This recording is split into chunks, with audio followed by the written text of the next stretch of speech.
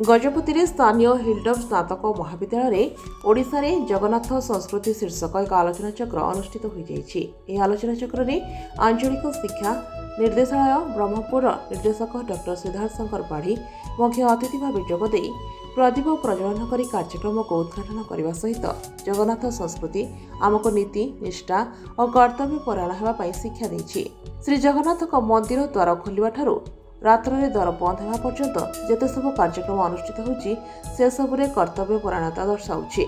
महाविद्यालय अध्यक्ष शुभ्राकांत महांती सभापतित्व अनुष्ठित यह कार्यक्रम में विशिष्ट भंज गवेषक डॉक्टर सुरेश कुमार पंडा मुख्य वक्ता भाव जोगदे भागवतर सरल व्याख्या करने सहित मनीष समाज प्रति यह ग्रंथर आवश्यकता थिबा प्रकाश करथिले। सम्मानित अतिथि भाव बाबा प्रमोद स्वामी जोगदे कार्यक्रम नोडाल अधिकारी डॉक्टर प्रणवानंद पाटोसी स्वागत अभिभाषण सहित धन्यवाद अर्पण करते। कार्यक्रम को अध्यापक अध्यापिका और समस्त कर्मचारी परिचालना करथिबा बेले शताधिक छात्र छात्री अंशग्रहण करथिले।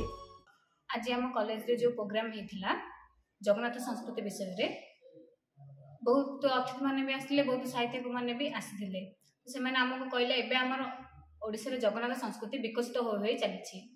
ओडिसा जते हमर जुग बदलिबा अनुसार एबे हमर जगन्नाथ मंदिर रो भी पक्ष परिक्रमा एबे प्रतिष्ठा हेतिले 17 जनवरी रे। तो आमे सिखिलु जे जगन्नाथ होउछन्ती जने माने जगदर नाथ जे होउछन्ती से होउछन जगन्नाथ से होउछन्ती ओडिसा रो गोटे प्रभु हमर जहा कि हम ओडिसा रो संतक माने गर्वित आमे जगन्नाथ देशर लोक। जगन्नाथ संस्कृति अनुसार जगन्नाथ जमीती माँ तांको स्त्री होउछन्ती माँ लक्ष्मी। तो आमे जानिबा को पाइलु जे जगन्नाथ संस्कृति अति नियारा। जो माने भी आगरु आमे सुनिछु जगन्नाथ होउछन्ती आम ओडिसा रो प्रभु जहा कि आमे समस्ते मानुछु जे जगन्नाथ होउछन्ती महाप्रभु। आमे जहा कहू महाप्रभु जहा जगन्नाथ। आज आमर जगन्नाथ संस्कृति विषय जहाँ भी है आमे से बेसी खुशी हेलु और अनेक अनेक अतिथि को देखिलु, अनेक किसी शिखा भी पाइलु। जगन्नाथ प्रभु आम मान माने से जगन्नाथ होउछन्ती आम पय गोटे उदाहरण। जगन्नाथ संस्कृति ओडिशार जनजीवन एक प्रतिबिंब। जगन्नाथ को छाड़ी ओडिया जाति सत्ता ना। तेरे जो अनादि कालरू जगन्नाथ संस्कृति एवं तार परंपरा आम साहित्य और समाज में प्रचलित थिले ही आज समाज परिवर्तित होइछि। कहीं केजाणी अनुभव करी होछि जे मनीष सबू जानी मध्य अजणा।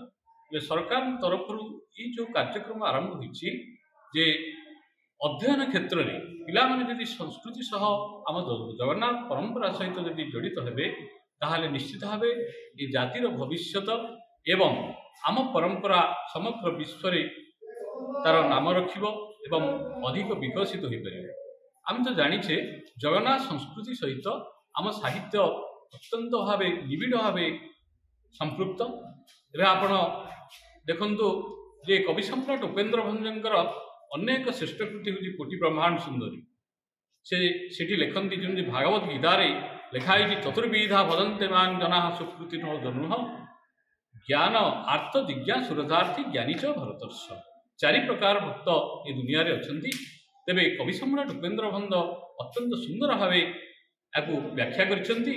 भरोसा करी आसंती दूर देशु प्राणी आरत भंजन दिन बंधु नाम शुणी। भागवत गीता एवं आम साहित्य केते निबिड़ भाव संश्लिष्ट यू आम लक्ष्य करार कथा। तेबे आम मोहना ये महाविद्यालय जो आज कार्यक्रम अत्यंत सुंदर भाव समाहित होती। छात्र छात्री माने प्रायतः समस्ते ये उपस्थित होती। ये कॉलेजर अध्यक्ष एवं विशेषकर आज से संयोजक डॉक्टर प्रणवानंद पाटोसी ये जो एप्रति अवदान रही निश्चित भाव मन रखा। एवं यही अवसर में धन्यवाद देवी ये आमको आलोचना क्षेत्र में आमको जोगदेवार सुजोग देते निमंत्रण करते पिला मानू सस्नेह श्रद्धा सहित मु आह्वान करी जे आम संस्कृति आम जगन्नाथ आम परंपरा आम साहित्य सहित आम निबिड़ भाव संपृक्त रहिबा एवं आम भविष्य उज्जवल। गजपति पंचानन दास का रिपोर्ट, रियो न्यूज।